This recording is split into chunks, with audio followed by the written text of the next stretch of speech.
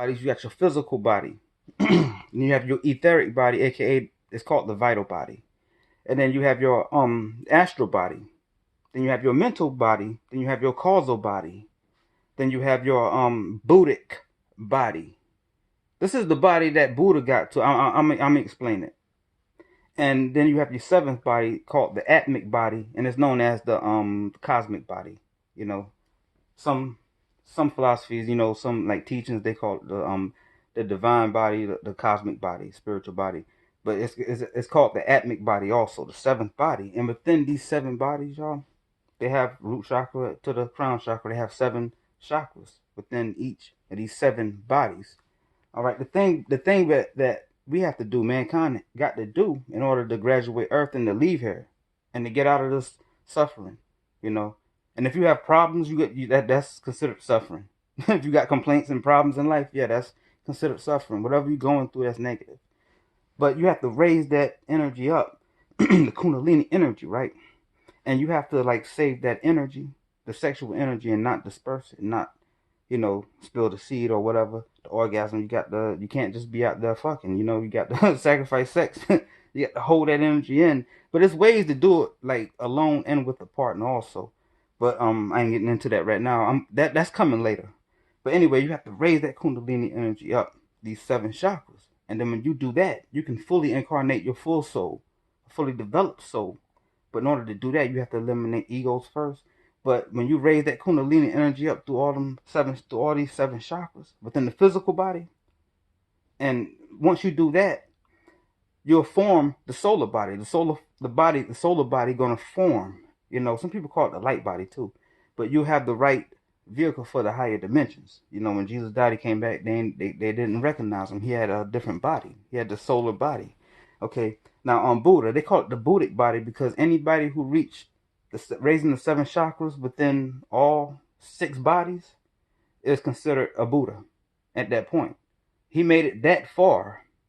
He raised the seven chakras within the physical. Then he raised the Kundalini within his vital, etheric body. Then he raised the Kundalini again in his astral body. Then he raised it again in his mental body. Then his causal body, seven chakras. Then he got to his sixth Buddhic body, raised his sixth body, and raised all the seven in that.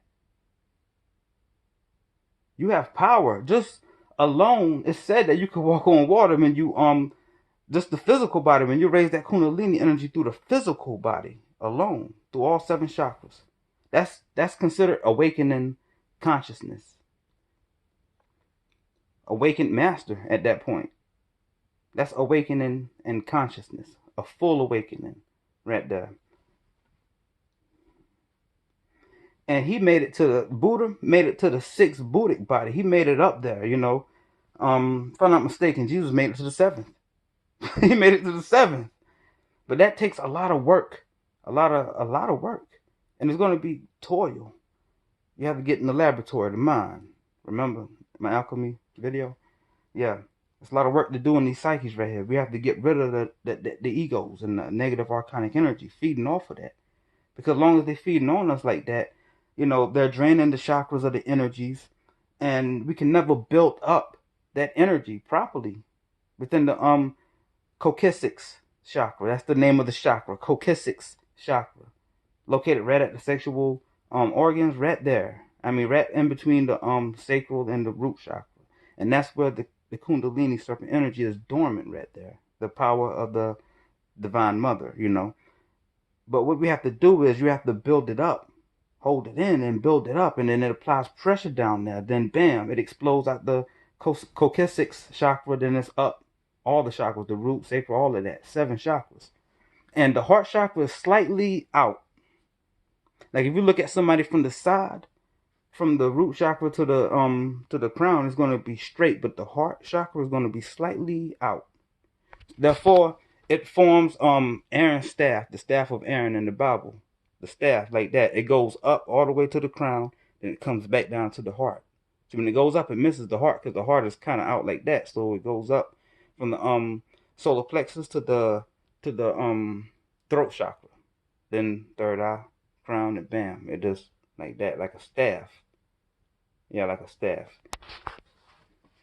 And an angel is an awakened, like An awakened master, basically, like the depiction of an angel, like the head, they got the light on the head. That's the crown chakra light when it's fully awakened.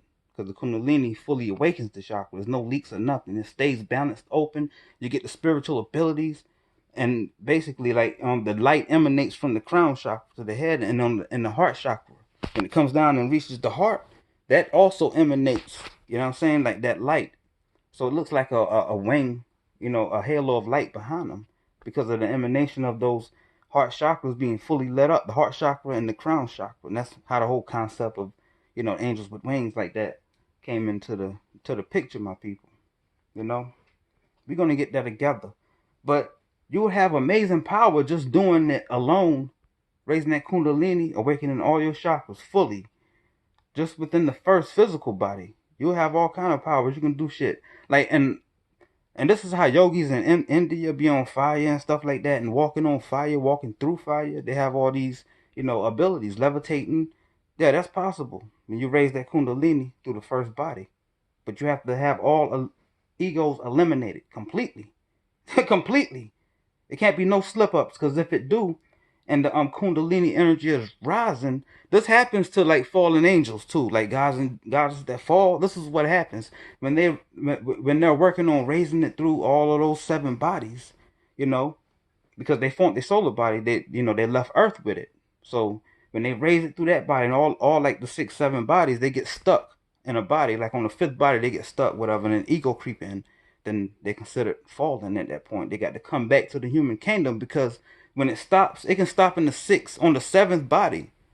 The Kundalini energy raising up through those 7 chakras in that seventh body, it can get stuck at the sacral chakra, and then that's failure right there, because that archonic energy feed off of that chakra, and it leaks the energy out that drives the kundalini up and awaken the chakra. It leaks that energy out. It'll be a leak. And that's how like deities, gods, and goddesses fall. That's what really happens with many of them, and that's like the reason for it. Don't be surprised if you're an archangel on the other end, a goddess, what I'm saying, of a pantheon that was on earth, and you just got that far in divinity, these higher dimensions past the angelic kingdoms and all of them, and you fell because you felt ego crept in on you. Just crept in on you for real. Even the gods and goddesses is not free from from egos and shit for real. It can attach to them. Remember, all of them is humans like us, and they had to get out of here too. I just want to hit y'all off with that. I don't want to give y'all too much information, all at once like that. But I'm gonna keep it going gradually. It's gonna be a process. It's gonna be an enjoyable one, my people. We learning together. It's your man Fire. Peace, y'all.